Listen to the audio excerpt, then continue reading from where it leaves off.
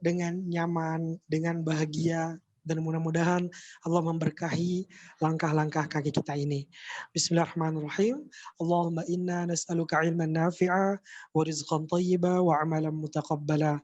Allahumma inna nas'aluka ridhaka wal jannah wa na'udzubika min sakhatika wan nar. Rabbana zidna ilma, Rabbana zidna ilma, Rabbana zidna ilma. اللهم فقهنا في الدين اللهم فقهنا في الدين اللهم فقهنا في الدين اللهم أعنا على ذكرك وشكرك وحسن عبادتك amin ya rabbal alamin. Kemudian Bapak dan Ibu sekalian, semoga doa yang kita panjatkan diberikan ijabah oleh Allah Subhanahu wa taala sehingga kita mampu menyerap dan kemudian merenungi dan kemudian nanti kita mampu bersama-sama untuk mengamalkan ilmu-ilmu yang akan kita dapatkan dan akan kita pelajari bersama-sama pada malam hari ini. Kemudian acara yang selanjutnya adalah kita akan membacakan susunan acara. Yang pertama tadi sudah kita lakukan bersama-sama yaitu pembukaan. Kemudian nanti akan diisi langsung oleh Ustadz Abdul Latif Ridho. Materi akan disampaikan kurang lebih 30-40 menit ke depan. Dan kami anjurkan untuk Bapak dan Ibu sekalian untuk membuka tafsir Al-Azhar, atau boleh juga Bapak dan Ibu sekalian serta jamaah untuk memperhatikan slide yang nanti akan di-share dari Ustadz Abdul Latif Ridho. Kemudian acara yang selanjutnya adalah tanya jawab yang akan kita langsungkan 5-10 menit ke depan. 5-10 menit setelah materi yang disampaikan oleh Ustadz Abdul Latif Ridho. Dan kemudian ada sesi foto bersama dan yang terakhir adalah penutupan dan doa. Demikian kurang lebih susunan acara kita pada malam hari ini. Dan insya Allah sebentar lagi kita akan langsung memasuki materi inti. Materi inti ini adalah dari Tafsir Al-Azhar karya Buya Hamka yang insya Allah kita sudah memasuki surah Al-Kahfi ayat 13. Dan Ustadz Abdul Latif Ridho akan memberikan PowerPoint yang akan memberikan kita penjelasan tentang tafsir Al-Azhar karya Buya Hamka surah Al-Kahfi ayat 13 sampai seterusnya. Kemudian kepada Ustadz Abdul Latif Ridho kami persilahkan.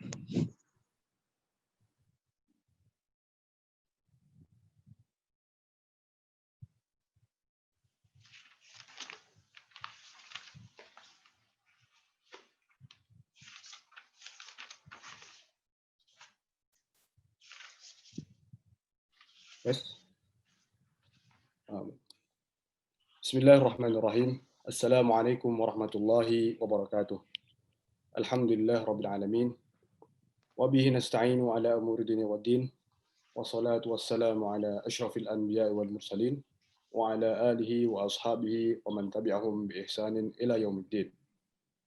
Rabbi shrah li sadri wa yassir li amri wa hlul 'uqdatam min lisani yafqahu qawli. Allahumma inna nas'aluka ilman nafi'an warzuqna al-ikhlas fil qawli wal amal waj'al ma naqumu bihi khalisan liwajhika ya rabbal alamin. Semoga apa yang kita kerjakan pada malam hari ini, penyebab kita berkumpul pada malam hari ini adalah ibadah dengan dimaksudkan agar kita mendapat ridho Allah Subhanahu wa taala. Amin ya rabbal alamin. Alhamdulillah rabbil alamin. Selamat datang para pemirsa sekalian dimanapun Anda berada. Alhamdulillah pada malam hari ini kita telah masuk ke malam kedua. Ini pertemuan kedua setelah minggu lalu kita mulakan kajian tafsir Al-Azhar Buya Hamka dari awal surat Al-Kahfi dan sekarang kita sudah masuk ke insya Allah ayat 13. Alhamdulillah rabbil alamin. Minggu yang lalu telah kita bahas bahwasanya surat ini asbab nuzulnya, sebab turunnya adalah pertanyaan dari orang-orang Yahudi yang datang kepada Nabi Muhammad SAW untuk mengetes kenabian beliau. Beliau ditanya tentang 3 hal, pertama tentang ruh, kedua tentang Ashabul Kahfi, dan ketiga tentang seseorang raja yang menggapai timur dan barat. Kita alhamdulillah telah membahas bagian Ashabul Kahfi yang merupakan bagian pertama dari kisah yang diceritakan Allah Subhanahu wa taala di awal-awal surat ini. Telah kita bahas minggu kemarin bahwasanya Ashabul Kahfi adalah sekelompok para pemuda yang pergi menyelamatkan iman dari kekangan raja yang berkuasa saat itu. Raja yang lalim, yang menyembah berhala, yang ingkar kepada Allah, dan memaksa seluruh rakyatnya untuk mempersekutukan Allah. Maka para pemuda ini lari dari negeri itu, kabur menuju gua untuk menyelamatkan imannya agar tidak terkotori kesucian imannya dengan berada di negeri itu dan mengikuti perintah raja yang kok gak gelem banter iki banter Nabil kok ora iso aku bil. Baik, alhamdulillah. Sok kemis tak nggo lho. Nah, baik, kita masuk ke ayat 13. A'udzubillahi minasyaitonirrajim. Allah Ta'ala berfirman, Nahnu naqussu 'alaika naba'hum bil haqq. Innahum fityatun amanu bi rabbihim wa zidnahum huda. Kata Allah Subhanahu wa taala, kami ceritakan kepada engkau cerita mereka itu dengan benar. Allah mengatakan bahwasanya kisah yang akan diceritakan oleh Nabi Muhammad SAW sebagai jawaban atas pertanyaan yang diujikan kepada Nabi Muhammad SAW dari orang Yahudi dari Madinah. Maka Allah Subhanahu Wa Taala memberikan firman agar Nabi Muhammad SAW dapat menjawab ujian itu, yakni pertanyaan yang untuk mengetes kenabian Rasulullah SAW. Allah mengatakan, kami ceritakan kepada engkau cerita itu dengan benar. Maksudnya, keterangan ini betul-betul datang dari Allah Subhanahu wa taala. Jadi tidak datang daripada selain Allah Subhanahu wa taala. Sebagaimana kita tahu bahwasanya sejak zaman sebelum diutusnya Rasulullah SAW telah banyak beredar cerita-cerita Israiliyat, yaitu cerita-cerita dari ahlul kitab yang berupa karangan-karangan yang tidak jelas sumbernya, dan itu dikisahkan oleh orang-orang Yahudi dan orang-orang Nasrani dan diceritakan pula ke bangsa-bangsa Arab. Nah, akan tapi kisah Ashabul Kahfi yang menjadi firman Allah ini tidaklah datang dari manusia-manusia yang diada-adakan. Akan tapi kisah ini datang dari Allah Subhanahu wa taala. Maka orang beriman kepada risalah Nabi Muhammad SAW akan mengimani akan kebenaran cerita ini. Karena cerita yang dikisahkan oleh Allah Subhanahu wa taala dalam surat ini tidak dicampuri oleh dusta dan tambah-tambahan sebagaimana kisah-kisah Israiliyat yang dibawa oleh ahlul kitab, yakni orang Yahudi dan orang Nasrani. Kemudian Allah Subhanahu wa taala berfirman, Innahum fityatun amanu bi rabbihim wa zidnahum huda. Kata Allah, sesungguhnya mereka itu adalah pemuda-pemuda yang beriman kepada Tuhan mereka. Jadi kisah ini akan menceritakan tentang sekelompok pemuda yang beriman kepada Tuhan mereka. Amanu bi rabbihim, yang beriman kepada Allah Subhanahu wa taala. Dan fityah, kata fityah ini berarti sekelompok anak-anak muda dan mereka berarti bukan orang tua. Nah, ini kita lihat juga pada zaman dakwahnya Rasulullah SAW saat beliau ada di Mekah, yang mengikut pada kebenaran risalah yang dibawa kepada bangsa Arab, kaum Quraisy kebanyakan adalah anak-anak muda, ya, seperti Ali bin Abi Thalib, ya. Kemudian Utsman bin Affan dan Umar itu belum terlalu tua saat mereka berada di Mekah. Sedangkan Abu Bakar itu sudah termasuk kaum tua, tapi kebanyakan adalah orang-orang muda. Dan orang-orang tua dari kaum Quraisy seperti Abu Lahab, Abu Jahal, Walid bin Mughirah, mereka adalah yang menjadi penentang dakwah kebenaran itu. Nah, ini menjadi teguran bagi kita bagaimana semangat anak-anak muda itu dalam masa itu untuk menjaga imannya. Nah, bagaimana dengan kita? Nah, tentu kita harus mencontoh apa yang telah dilakukan oleh para sahabat saat menerima ajaran Rasulullah SAW, dan juga kita mengambil perbandingan, ya, mengambil iktibar dari kisah yang akan kita simak ini. Dan Allah Subhanahu wa taala mengatakan bahwasanya wazidnahum huda. Mereka kami tambah petunjuknya. Selanjutnya. Dan kami tambah pula untuk mereka petunjuk. Mereka, yakni para pemuda itu, telah sampai dengan perjalanan akal mereka sendiri dengan yakin bahwasanya mereka percaya bahwasanya Allah itu esa adanya. Dan itu menentang pendapat atau ajaran yang disebarkan oleh raja-raja di masa mereka hidup. Ini disebutlah di salah satu riwayat bahwasanya namanya itu adalah Raja Dikianus. Kalau dalam literatur Arab disebutnya Dikian. Ya, Raja Dikian ini menyeru untuk menyembah kepada selain Allah, menyembah kepada berhala-berhala. Akan tapi sekelompok pemuda ini berhasil mencapai kesadaran, keyakinan bahwasanya tidaklah berhala-berhala itu patut untuk disembah. Tidaklah berhala-berhala itu Tuhan. Akan tapi Tuhan itu adalah Allah Subhanahu wa taala yang menciptakan alam semesta, yang menghidupkan dan mematikan mereka.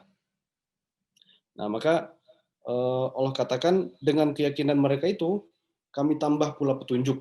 Jadi semakin mereka beriman, semakin mereka yakin dan teguh pendirian mereka. Semakin kokoh iman yang tertancap di dalam hati mereka. Sebagian ulama menyimpulkan dari ayat ini bahwasanya iman itu benar-benar bisa bertambah dan berkurang, yaitu yazid wa yanqus, al-iman yazid wa yanqus.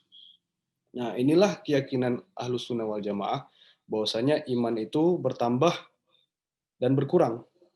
Nah, apa maksudnya itu?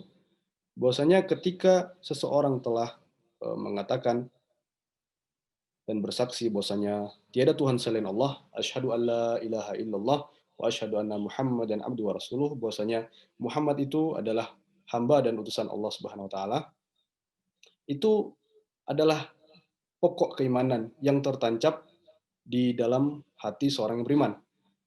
Dan yang bertambah adalah ketaatan, jadi yakni furu' daripada iman atau cabang iman.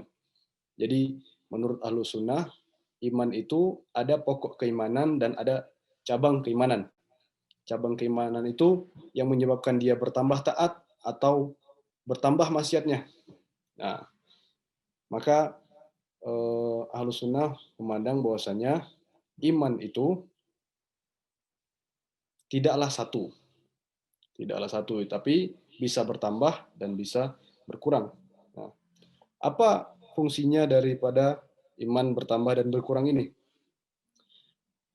Apabila iman itu dianggap satu, maka apabila seorang Muslim mengerjakan maksiat, maka dia dianggap kafir. Nah, berbahaya sekali. Maka orang yang sudah murtad itu boleh dibunuh. Nah, keyakinan seperti itulah yang dipegang oleh kelompok Khawarij.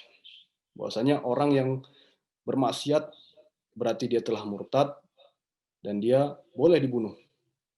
Nah, akan tapi Ahlussunnah tidak menganggap bahwasanya orang bermaksiat pokok imannya ada dalam dadanya, sedangkan cabang imannya naik dan turun. Mungkin dia bermaksiat, mungkin dia taat. Ya, semoga Allah memberi kita petunjuk agar kita tetap bisa bertambah imannya. Nah, sebagaimana Allah menambah iman pada Ashabul Kahfi ini. Kita lanjut ke ayat ke-14.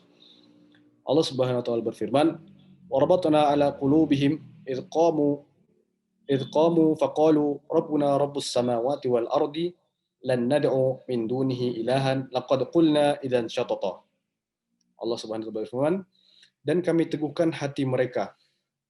Dalam bahasa Arab ini sebenarnya Rabata ini mengikat akan, tapi diterjemahkan baik di Kemenak ataupun Buya Hamka sendiri menerjemahkan ini dengan teguhkan hati mereka. Rabatna ala qulubihim idh qamu, ketika mereka menunjukkan sikap. Jadi mereka berdiri ini maksudnya menunjukkan sikap, bahwasanya mereka menentang ajaran yang diperintahkan oleh Raja Dikianus zaman itu. Dan mereka berkata, Tuhan kami adalah Allah Subhanahu wa taala. Rabbuna Rabbus samawati wal ard. Tuhan kami adalah Tuhan langit dan bumi. Katanya, kami tidak akan menyeru Tuhan, kami tidak akan memanggil Tuhan selain Allah Subhanahu wa taala. Apabila kami berbuat demikian, berarti kami telah mengucapkan perkataan yang sangat jauh dari kebenaran. Nah, itu prinsip yang Ashabul Kahfi itu pegang dengan teguh. Ya. Kata qiyam, ilqamu, menunjukkan bahwasanya mereka itu benar-benar berani menunjukkan sikapnya. Jadi apapun resikonya mereka siap menanggungnya apabila mereka mengatakan yang benar.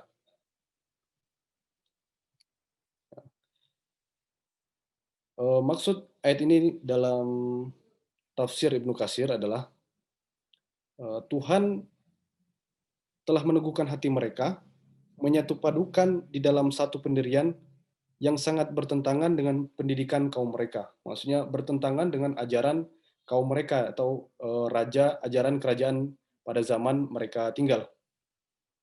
Mereka telah sebulat tekad meninggalkan kehidupan yang senang dan mewah, penuh kemesraan dan kebanggaan. Menurut sebagian riwayat, bahwasanya pemuda-pemuda ini adalah kaum bangsawan. Jadi mereka adalah orang-orang yang terpandang dan mereka dianggap rijalul mustaqbal, yakni orang-orang yang diharapkan ketika di masa depan menjadi penerus petinggi-petinggi dari kerajaan itu. Akan tetapi dengan kekokohan iman mereka, mereka rela meninggalkan semuanya itu. Jadi mereka sebagai rijalul mustaqbal, para laki-laki untuk masa depan, mereka dipersiapkan, diberi fasilitas, diberi kemewahan, akan tapi karena iman mereka, mereka siap untuk meninggalkan itu semua. Apa kata mereka? Dalam ayat 15 Allah menceritakan, kata mereka, haula qaumun attakhadhu min dunihi ilaha, min dunihi alihah. Mereka, yakni kaum kami, ini menjadikan Tuhan-Tuhan untuk disembah selain Dia, yakni selain Allah. Kemudian, mengapa mereka tidak mengumumkan alasan yang jelas tentang kepercayaan mereka? Jadi mereka, para fata ini, para pemuda ini mempertanyakan, mereka itu tidak punya alasan kenapa harus menyembah berhala, dan tidak menjelaskan. Raja itu tidak menjelaskan, petinggi-petingginya. Yang jelas, penyembahan berhala ini tidak memiliki dasar sama sekali. Makanya mereka mempertanyakan. Maka mereka mengatakan, maka siapakah yang lebih zalim kepada Allah? Ya, karena mereka mengada-gadakan kebohongan kepada Allah. Faman allamu mimman iftara 'ala Allahi kadziba. Siapa yang lebih zalim daripada orang yang mengada-ngada tentang Allah, yakni mengatakan bahwasanya Allah itu mempunyai sekutu. Allah itu, sedangkan orang Nasrani mengatakan Allah itu satu daripada yang tiga. Dan orang Yahudi mengatakan Uzair adalah anaknya Allah. Orang-orang kafir Quraisy mengatakan malaikat-malaikat itu adalah putri-putri Allah. Nah, sama. Nah, siapa yang lebih zalim daripada orang yang mengada-ngada kedustaan terhadap Allah Subhanahu wa taala. Dan itulah yang mereka jawab di hadapan majelis raja. Yani dengan keputusan mereka untuk memegang teguh tauhid, mereka sampaikan itu di hadapan raja, sebagaimana yang tercantum di ayat. Dan diriwayatkan pula bahwasanya raja itu membujuk mereka agar kembali kepada ajaran nenek moyang mereka. Akan tapi karena mereka menentang ajaran itu, maka raja menjadi murka dan diperintahkannya para pemuda itu untuk meninggalkan kerajaan dan meninggalkan segala kemewahan, dan mereka, para pemuda itu, lalu bersepakat untuk meninggalkan kerajaan itu. Nah, apa yang membuat mereka sanggup untuk meninggalkan kenikmatan dunia atau kemewahan yang ditawarkan oleh raja, yaitu ya iman itu, iman. Jadi mereka rela mengganti, ya, rela mengganti kenikmatan-kenikmatan dunia dengan kesusahan demi mempertahankan iman yang ada di dalam dada mereka. Pada ayat 16, Allah Subhanahu wa taala berfirman selanjutnya, "Wa idh tazaltumuhum wa ma ya'buduna illallah fa'u ilal kahfi yanshur lakum rabbukum min rahmatihi wa yuhayyi' lakum min amrikum mirfaqa." Nah, dan ini adalah ayat yang menjelaskan bahwasanya Allah Subhanahu wa taala memberikan ilham kepada mereka. Jadi sebagaimana disebutkan di ayat sebelumnya, wazidnahum huda, Allah tambahkan pada mereka petunjuk. Di antaranya adalah Allah memberikan ilham kepada mereka. Nah, ini Allah memberikan perintah. Ini ilham itu firasat, seperti firasat di dalam hati. Mereka diperintahkan untuk meninggalkan apa-apa yang mereka sembah selain Allah. Ini disuruh meninggalkan kerajaan itu. Dan Allah perintahkan, Allah kasih ilham untuk berlindung ke dalam gua.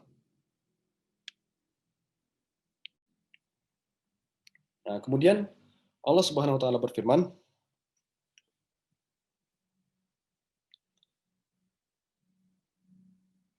wa yuhayyi' lakum min amrikum mirfaqa. Jadi Allah Subhanahu wa taala memberikan jaminan kepada ini. Dan menurut riwayat bahwasanya pada mulanya Ashabul Kahfi ini berbeda-beda. Maksudnya mereka tidak bersepakat untuk bertauhid, akan tapi mereka ketika pada perayaan akan penyembahan terhadap berhala-berhala, satu orang pergi, ya, meninggalkan perayaan itu. Kemudian pemuda yang lain pergi lagi dan saling bertanya kepada mereka, oh, kenapa kamu pergi? Dan sehingga mereka saling kenal dan saling sadar bahwasanya mereka itu beriman, sama-sama beriman hanya kepada Allah Subhanahu wa taala. Baik, kita lanjut kembali ayat 17. Nah, bagaimana keadaan mereka di dalam gua itu? Allah Subhanahu wa taala menjelaskan, wa tara syamsa idza tala'at tazawru an kahfihim yatal yamin wa idza gharabat taqriduhum dzata shimal wa hum fi fajwatin min dzalika min ayatillah may yahdihillah fawal muhtadi wa may yudlil falan tajida lahu waliyyan mursyida.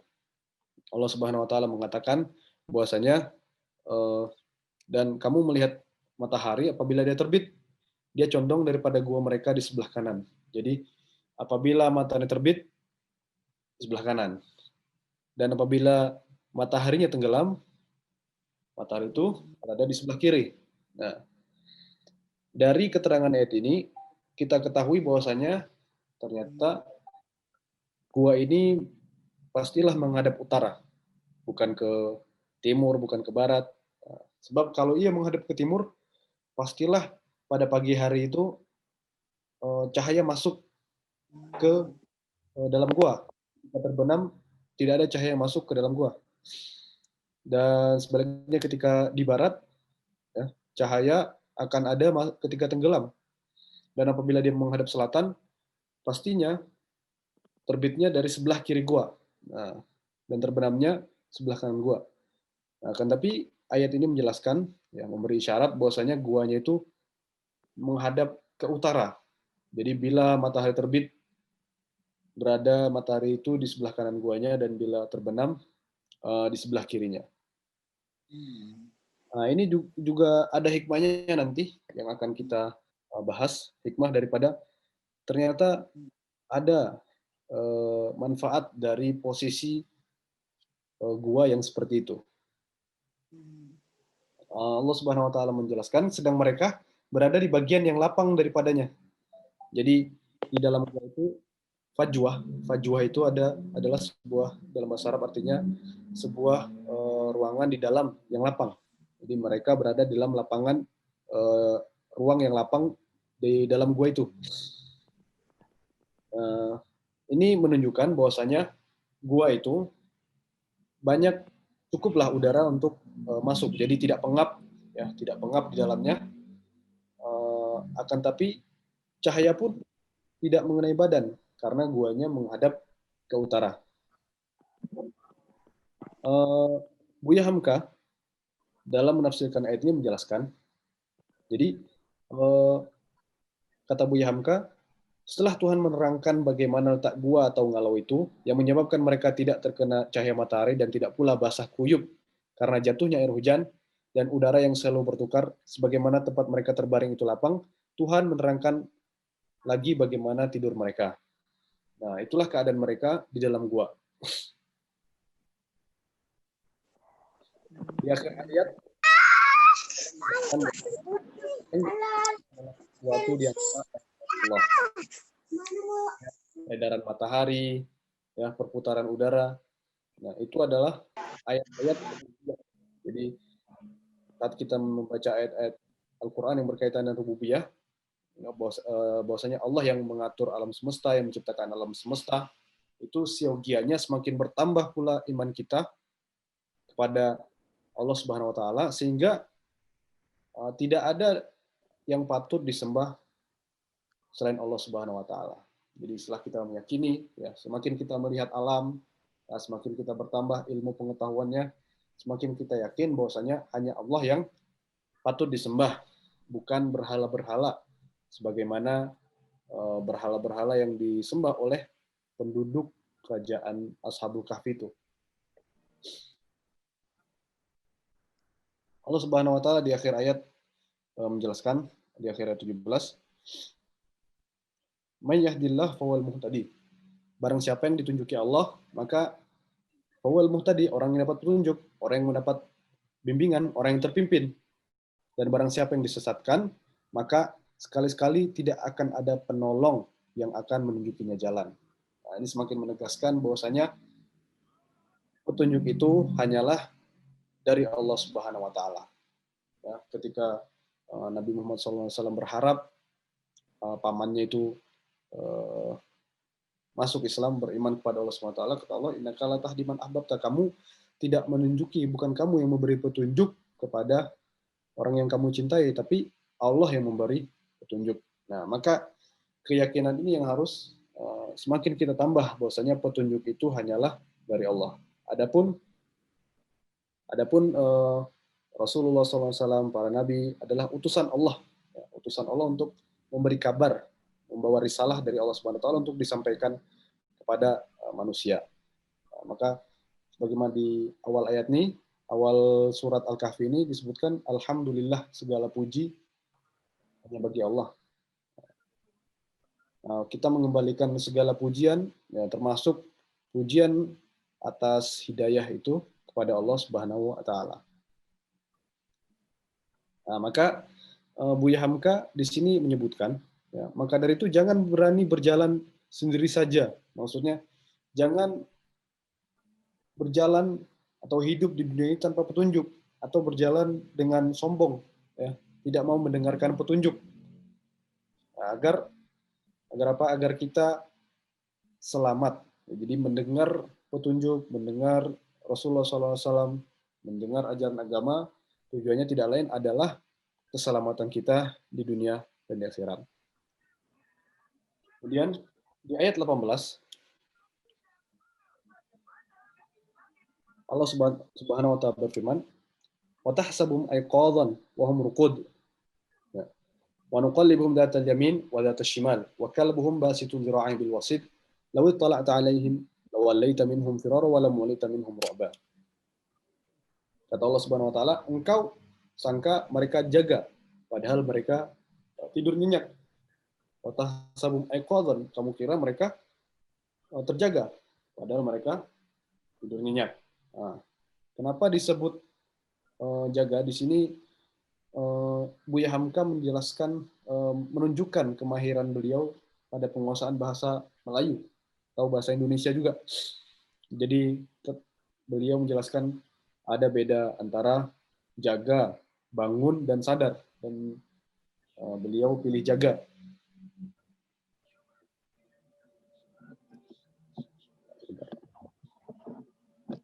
Mereka sedang tidur nyenyak. Jadi maksud jaga itu, tanda orang yang terjaga adalah matanya terbuka. Nah, Allah menjelaskan keadaan mereka itu di dalam gua, mereka tidur tapi matanya terbuka. Dan inilah yang Allah sebutkan di akhir ayat tadi. Lawi tala'ata alaihim lawalita min firara wala mulita minhum ru'ba. Dan kalau kamu lihat mereka, kamu pasti kabur karena ketakutan.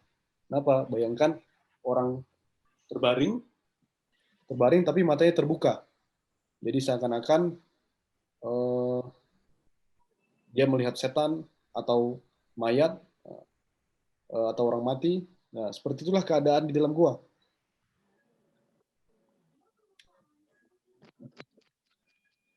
Nah, kemudian Allah Subhanahu wa taala berfirman, "Wa nuqallibuhum datal yamin wa datal shimal." Kami bolak-balikan mereka ke kanan dan ke kiri. Nah, jadi di antara hikmahnya, ya, Allah membuat mereka bolak-balik badan agar berjalan darahnya itu. Jadi darah dalam tubuhnya itu tidak berhenti, akan tapi tetap lancar, tidak membeku. Dan Buya Hamka menyebutkan, ya, agar tidak menjadi satu dengan tanah. Maksudnya, kalaulah orang itu diam saja, tentu dia akan tertumpuk debu-debu. Ya, bayangkan mereka dalam keadaan tidur selama 300 tahun. Ya, tentulah banyak debu yang akan menutup tubuh mereka. Nah, jadi Allah membolak-balikkan tubuh mereka sehingga mereka tetap bersih. Nah, sampai-sampai ketika bangun tersadar, mereka kira bahwasanya tidur hanya setengah hari atau beberapa hari. Nah, dalam bagian ayat selanjutnya Allah bilang wakal bumbasitun zira'ihim bil wasit. Anjing mereka membentangkan kedua kaki mukanya di pintu gua.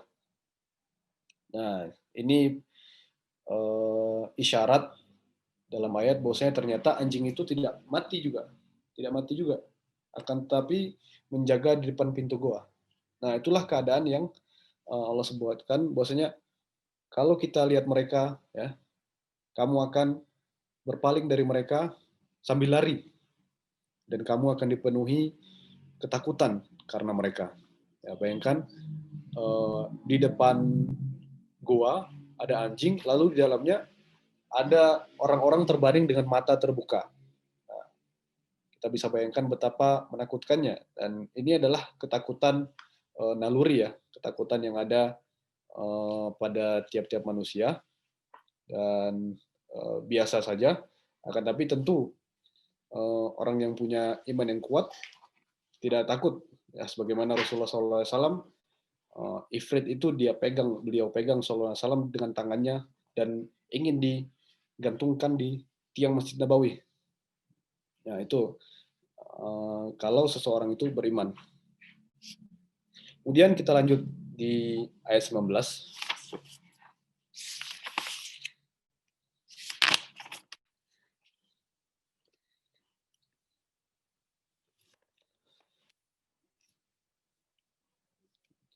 Ustadz Ghazali, halo Ustadz Ghazali. Halo Ustadz Ghazali. Ya, Ustadz. Halo, Assalamualaikum. Ya, Waalaikumsalam. Kita sudah lewat setengah jam. Bagaimana Ustadz Ghazali, mau dilanjutkan atau dicukupkan? Boleh, Ustadz. Boleh kita mungkin satu ayat lagi. Kalau mencukupkan, kita cukupkan satu ayat terakhir. Ya. Atau boleh langsung kita masuk ke pertanyaan, terserah Ustadz Latif. Baik, kita tambah satu ayat, ya. Tambah satu ayat. Insya Allah, karena pengajian kita ini internasional. Sebagaimana kita kabari, bahwasanya ini adalah saat pengajian dari PCM Arab Saudi. Ustadz Ghazalinya di Madinah dan saya sendiri di Indonesia. Nah, jadi perbedaan waktu ini perlu kita mura'ah, perlu kita jaga biar tidak mengganggu kegiatan satu sama lain. Nah, kita lanjutkan satu ayat saja, ya. Allah Subhanahu wa taala berfirman, "Wa kadzalika ba'atsnahum yatasaalu bainahum. Qala qailun minhum kam labithtum? Qalu labithna yawman aw ba'da yawm. Qalu rabbukum a'lamu bima labithtum fab'athu ahadakum biwariqikum hadhihi ila al-madinah falyanzur ayyuha azka ta'aman falyatikum birizqin minhu walyatalattaf wala yush'iranna bikum ahada." Allah Subhanahu wa taala berfirman setelah mereka menjelaskan, setelah mereka tertidur beberapa lama di dalam gua, Allah bangunkan mereka dan mereka itu saling bertanya. Kata salah satu dari mereka, berapa lama kamu tidur? Katanya, qalu labithna yauman aw ba'da yaum. Cuma mungkin satu hari atau beberapa hari. Nah, kemudian ayat selanjutnya, potongannya katanya, qalu rabbukum a'lamu bima labithtum. Allah lebih tahu berapa lama kamu sudah tertidur. Nah, ini isyarat bahwasanya akhirnya mereka sadar. Mereka tersadar bahwasanya mereka ini tidak tidur satu atau beberapa hari saja, tapi sudah lama. Nah, makanya mereka bilang, Rabbukum a'lamu bima labithtum. Allah, ya Tuhan kalian lebih tahu berapa lama kamu tertidur. Kemudian pemimpin dari pemuda-pemuda itu bilang, "Fab'atsu ahadakum yuraqikum hadi idal Madinah." Ya. Suruhlah salah seorang di antara kamu untuk pergi ke kota membawa warik. Warik itu kalau zaman sekarang adalah dirham. Ini uang dari perak. Kalau dinar adalah uang dari emas, sedangkan dirham adalah uang dari perak. Kan tapi bahasa di sini sebutkan warik. Ya. Biwarikikum hadi ilal Madinah. Suruh bawa uang mereka ini ke kota dan mereka meminta agar yang diutus itu mencari makanan. Nah, di sini Allah sebutkan bahwasanya ayyuha azka atau aman, makanan yang paling baik, paling bersih. Ya, karena mereka sebagai orang beriman tentu menjaga apa yang mereka makan. Jadi tidak mungkin mereka akan mau makan daging misalkan yang disembelih bukan dengan menyebut nama Allah Subhanahu wa taala. Maka disuruh mencari azka ta'aman, ya, makanan yang paling baik, paling bersih. Kemudian diperintahkan lagi seseorang itu, utusan daripada mereka itu, falyatikum birizqim minhu walyatalattaf wala yushranna bikum ahada. Maka disuruh berperilaku lemah lembut, ya. Jadi tidak perlu menunjukkan, tidak perlu bersikap aneh, bertingkah aneh. Nah, ini menunjukkan bahwasanya mereka itu masih ketakutan. Mereka kira bahwasanya raja yang menentang mereka itu masih hidup, dan mereka pikir mereka masih hidup di zaman raja itu. Maka mereka belum tersadar. Dan kata mereka, jangan kasih tahu, jadi jangan ceritakan halmu kepada siapapun. Jangan cerita bahwasanya kamu itu kabur menyelamatkan iman, ya. Nah, itu yang sedikit penjelasan dari ayat 19. Ya, mungkin pada malam ini kita sampai di sini. Selanjutnya insya Allah nanti minggu depan kita lanjutkan lagi ayat 20 insya Allah. Baik, jazakumullah khair. Terima kasih Ustaz Abdul Latif Ridho atas kesempatan, atas materi yang sudah disampaikan pada malam hari ini. Alhamdulillah Bapak dan Ibu sekalian, kita sudah membaca bersama-sama materi kita pada malam hari ini. Dari awal sampai akhir, semoga dapat kita amalkan dalam kehidupan kita sehari-hari. Selanjutnya Bapak dan Ibu sekalian, kita akan membuka sesi tanya-jawab. Dan Alhamdulillah sekarang sudah ada satu penanya dari Bapak Priyo Salim. Bapak Priyo Salim memberikan pertanyaan, kira-kira jika dikaitkan dengan kehidupan kita saat ini, ayat-ayat yang baru saja kita diterangkan memberi nasihat, ayat-ayat yang baru saja diterangkan memberi nasihat atau isyarat apa bagi orang Islam dalam menghadapi problematika kehidupan saat ini? Silakan Ustaz Abdul Latif untuk memberikan jawabannya. Jazakumullah khairan Bapak Priyo Salim atas pertanyaannya. Bismillahirrahmanirrahim. Tentu Al-Quran Allah Subhanahu wa taala turunkan kepada kita menjadi petunjuk dan i'tibar agar kita mengambil perbandingan, mengambil hikmah, dan tentu dimaksudkan memberi contoh bagaimana kita harus bersikap. Ya. Dan Al-Quran ini adalah mukjizat yang diturunkan kepada Rasulullah SAW yang cocok untuk segala tempat dan waktu. Jadi sampai hari kiamat Al-Quran ini akan tetap sesuai. Kalaupun ada penafsiran yang tidak sesuai dengan zaman, nah itu adalah ketidaksesuaian dari tafsirannya, bukan Al-Qur'annya. Sama seperti terjemah, apabila ada makna yang salah, diterjemahkan bahasa Indonesia, yang salah adalah terjemahannya, bukan Al-Qur'annya. Nah, pertanyaan Pak Priyo, ya, jika dikaitkan dengan kehidupan saat ini, ayat-ayat yang baru saya terangkan memberi nasihat atau isyarat apa bagi orang-orang Islam dalam menghadapi problema kehidupan saat ini. Ya, kita dapat mengambil hikmah, ya, mengambil iktibar dan mencontoh bagaimana keteguhan Ashabul Kahfi, ya, orang-orang pemuda-pemuda pada zaman saat itu sedang bumi gonjang-ganjing, ya, huru-hara, di mana mengajak kepada menyembah selain Allah. Ya, akan tapi mereka itu teguh, ya, dan bersedia meninggalkan segala kemewahan. Sebagaimana tadi disebutkan bahwasanya Ashabul Kahfi ini adalah para pemuda-pemuda yang disebut Rijal Mustaqbal, Rijal Qaum. Jadi memang dikader, dipersiapkan untuk menjadi pemimpin-pemimpin di masa depan. Akan tapi malah mereka yang membangkang, ya, mereka yang menjaga keimanan. Nah, itulah yang mesti kita contoh dari Ashabul Kahfi itu. Jadi walaupun keadaan sedang sulit, ya, walaupun keadaan sedang kacau balau, nah jangan sampai kita menjual iman. Ya, jangan sampai kita menukar keimanan kita. Bahkan kalaupun harus kita tinggalkan demi menjaga iman, kita tinggalkan. Sebagaimana yang dicontohkan oleh Ashabul Kahfi. Mungkin itu pertanyaan dari Pak Priyo Salim, jawabannya. Wallahu a'lam. Jazakallah khair. Jazakumullah khair untuk Ustaz Abdul Latif atas jawabannya. Demikian kurang lebih Bapak Priyo Salim untuk jawaban dari pertanyaan pertama. Selanjutnya Ustaz Abdul Latif ada pertanyaan kedua dari Bapak Priyo juga. Dalam ayat 19, apakah tersirat bahwa umat Islam harus menggunakan emas dan perak dalam transaksi muamalah? Silakan Ustaz Abdul Latif, dan kepada jamaah sekalian, kita masih punya satu slot pertanyaan lagi. Silakan bagi Bapak dan Ibu yang ingin bertanya, boleh langsung bertanya. Oke, dari Ibu Dwi Astuti nanti pertanyaan terakhir akan dijawab oleh Ustaz Abdul Latif. Tapi kita akan mendengarkan dulu pertanyaan dari Bapak Priyo. Apakah kita diisyaratkan untuk menggunakan emas dan perak dalam bertransaksi merujuk pada ayat 19? Silakan Ustaz Abdul Latif.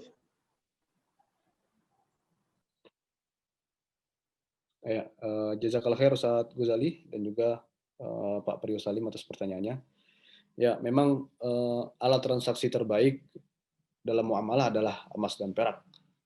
Ini sebenarnya pertanyaannya apakah tersirat bahwa umat Islam harus menggunakan emas dan perak dalam transaksi muamalahnya? Ya, semestinya iya. Akan tapi dalam keadaan dunia saat ini, ya, kita dipaksa oleh sistem Barat untuk ikut-ikutan menggunakan uang kertas, yang mana uang kertas itu pada awalnya adalah surat pengganti dari penyimpanan emas. Akan tapi seiring berjalannya waktu, ternyata nilainya itu turun. Nah, itulah kekurangan daripada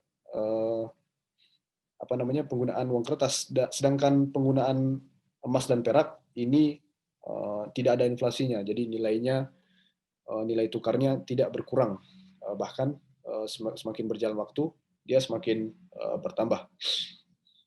Nah, yang idealnya dalam transaksi kita yang tanpa riba, tentu emas perak ini adalah yang terbaik, ya, yang mestinya kita contohkan kita lakukan sebagaimana dilakukan zaman Rasulullah SAW, zaman dinasti Umayyah, zaman Abbasiyah, semua masih menggunakan emas dan perak. Akan tapi tentu saat keadaan ini kita terpaksa, dan kita harapkan nanti kita tidak tahu apa yang terjadi, ya, dan saya sendiri hanya manusia biasa, nggak tahu bagaimana kehidupan manusia ke depannya. Mungkin itu jawaban saya yang mungkin bisa saya sampaikan. Kurang lebihnya mohon maaf pada saat Priyo. Jazakumullah khair Ustaz Latif atas pertanyaan yang dijawab terkait emas dan perak. Selanjutnya pertanyaan yang terakhir dari Ibu Dwi Astuti. Ibu Dwi Astuti bertanya, tadi disebutkan hanya Allah yang kuasa memberi petunjuk dan hidayah. Atas dasar apa Allah menetapkan seseorang diberi petunjuk atau tidak diberi petunjuk? Dan kalau manusia bisa memilih, pasti akan memilih yang mendapatkan petunjuk. Bagaimana pendapat Ustaz Latif tentang itu? Silakan Ustaz. Ya, jazakallah khair Ibu Dwi Astuti. Ya. Disebutkan hanya Allah yang kuasa memberi petunjuk atau hidayah. Iya, Allah lah yang berkuasa untuk memberi petunjuk dan hidayah. Dan Allah Subhanahu wa taala memberi petunjuk pada siapa saja yang dikehendakinya. Dan juga menjadi ujian bagi orang-orang yang mendapat hidayah untuk menyampaikan kepada seluruh alam. Jadi tugas dakwah itu adalah tugas semua kaum muslimin. Jadi ketika dia mendengar seruan untuk bersaksi, mempertuhankan Allah, mengesahkan Allah, maka setelah dia menegakkan itu, dia juga dibebankan kewajiban untuk menyampaikan, ya, untuk tabligh. Akan tapi itulah ujian yang Allah turunkan. Jadi bagi yang mendapat hidayah, ya, ujiannya adalah untuk menyampaikan.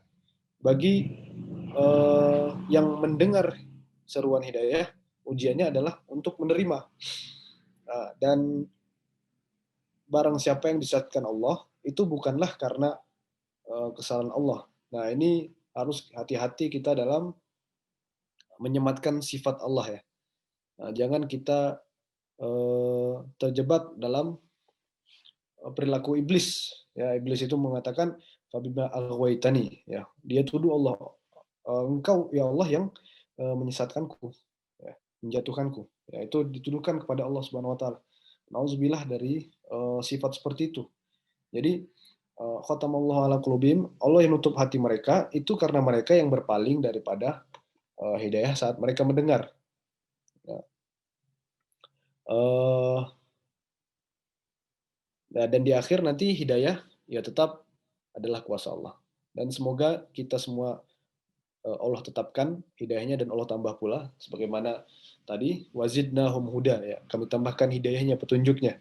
Nah, semoga kita juga termasuk orang-orang yang ditambah hidayahnya dan kita diberi kekuatan untuk menyampaikan pesan risalah kenabian, risalah tauhid itu kepada orang-orang yang kita temui. Dan tentunya harus dengan ilmu, ya, harus dengan ilmu, jangan berdakwah tanpa ilmu. Maka disitulah letaknya pentingnya thalabul ilmi. Kalau kita tidak bisa thalabul ilmi, maka kita usahakan yang lain bisa. Kita buat anak-anak kita, cucu kita sibuk dalam agama, ya, sehingga bisa nanti menyampaikan kebenaran risalah Rasulullah SAW. Mungkin itu jawaban singkat saya. Wallahu a'lam bishawab. Jazakumullah khairan. Assalamualaikum warahmatullahi wabarakatuh. Waalaikumsalam warahmatullahi wabarakatuh. Jazakumullah khair untuk Ustaz Abdul Latif atas ilmu yang telah disampaikan pada malam hari ini. Terima kasih juga untuk Bapak dan Ibu sekalian yang telah menghadiri pengajian yang diadakan oleh pimpinan cabang istimewa Muhammadiyah Arab Saudi pada hari ini pada tanggal 9 November 2020. Insya Allah Bapak Ibu dan jamaah sekalian, kita akan berjumpa lagi pada Senin pekan depan di hari yang sama, di hari Senin malam pada pukul 8 malam insya Allah ta'ala. Selanjutnya Bapak dan Ibu sekalian, kami persilakan Bapak dan Ibu untuk mengaktifkan kamera masing-masing. Kita akan melaksanakan foto bersama dan juga Bapak dan Ibu kami mohon untuk memberikan informasi lokasi tempat tinggal sekarang, tempat mendengarkan sekarang ini ada di mana. Misalnya seperti di chat yang sudah kami bagikan, saya pribadi MC dari kajian ini sekarang berada di Madinah Al-Munawwarah. Kemudian ada Bapak Priyo Salim yang berdomisili di Kota Gede, Yogyakarta. Masya Allah. Ustadz Abdul Latif mungkin bisa menuliskan sedang di mana. Kemudian Bapak dan Ibu sekalian silakan memberikan absensi, domisili sekarang sedang di mana, kemudian jangan lupa untuk mengaktifkan kameranya, kita tunggu 1 menit, kemudian kita akan foto bersama yang nanti dipandu oleh admin PCIM Arab Saudi. Masya Allah, ada Ibu Dwi Astuti di Sragen, Jawa Tengah, kemudian Ustadz Abdul Latif di Padang Panjang, Sumatera Barat, kemudian ada Ibu Nur Laila Tussaba di Kota Padang Panjang, Sumatera Barat, kemudian Bapak Wafi Siddiq di Aceh, kemudian ada Ibu Anita di Purworejo, Jawa Tengah, Ibu Maharani di Purworejo, Jawa Tengah, Masya Allah. Alhamdulillah ini kita ada dari ujung Sumatera ke ujung Jawa. Kita tunggu 15 detik lagi. Silakan Bapak dan Ibu sekalian untuk mengaktifkan kameranya masing-masing. Kita akan foto bersama dan jazakumullah khair atas kehadiran Bapak Ibu sekalian pada kesempatan pada malam hari ini. Sekali lagi kami ingatkan insya Allah pada Senin akan datang di malam yang sama, di waktu yang sama, insya Allah kita akan melaksanakan kajian lanjutan dari tafsir Al-Azhar karya Bu Hamka ini. Ada kemudian, yang terakhir ini yang menuliskan ada Mas Hasan Energia Saputra. Mas Hasan ini juga anggota dari PCIM Arab Saudi yang sekarang ada di kota Taif, kurang lebih 1 jam dari kota Mekah Al-Mukarramah. Oke Bapak dan Ibu sekalian, sekarang saatnya kita foto bersama. Silakan saling memberikan senyum terbaiknya.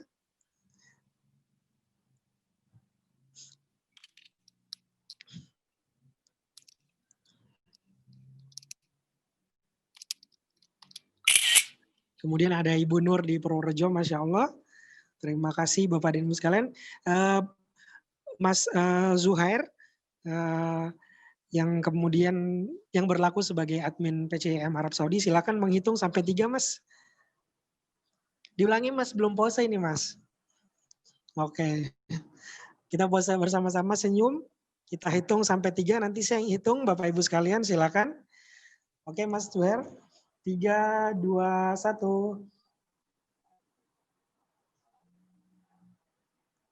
Lagi Mas Zuhair. Sekali lagi. Oke, sekali lagi. 3, 2, 1.